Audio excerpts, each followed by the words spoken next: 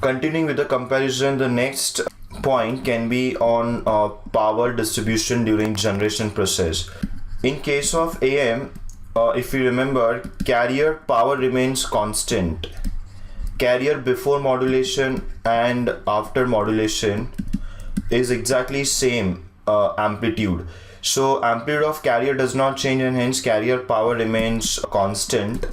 So what happens after modulation? After modulation, apart from carrier, we get two more sidebands. So after modulation, the carrier power is constant and two sideband powers simply get added to the carrier power. So total power will be carrier power plus the two sideband powers. Now what happens in FM?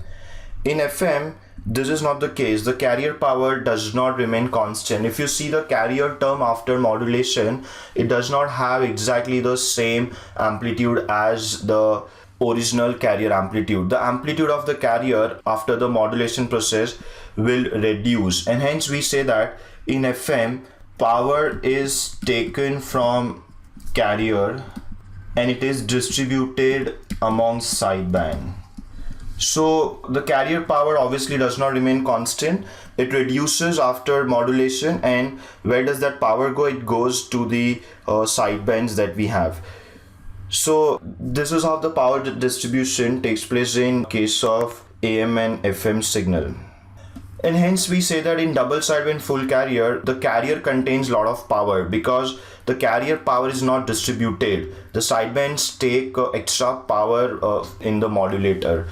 So the efficiency of DSB-FC is very poor, and to improve it we have to go for double sideband suppressed carrier.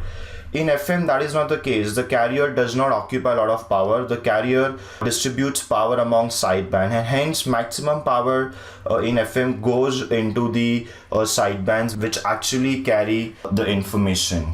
In case of AM, when we talk about radio stations, once again, bandwidth assigned to each radio station is of 10 kilohertz in case of AM.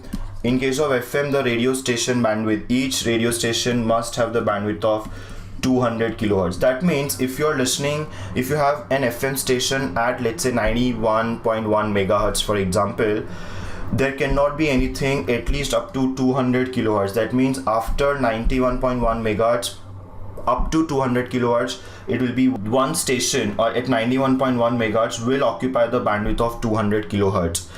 So you can see that the bandwidth requirement in case of commercial FM broadcast systems is very more compared to AM broadcast systems. That is simply because of, again, the same reason that AM has only two sidebands whereas FM has infinite number of sidebands. So the radio station bandwidth is 10K in case of AM, and in case of FM it is 200 kilohertz. One more point of comparison will be circuit complexity. In case of AM, the modulators, demodulators, transmitter, receivers are less complex. In case of FM, all these circuits are more complex. And we can conclude this by adding one last point on wave propagation.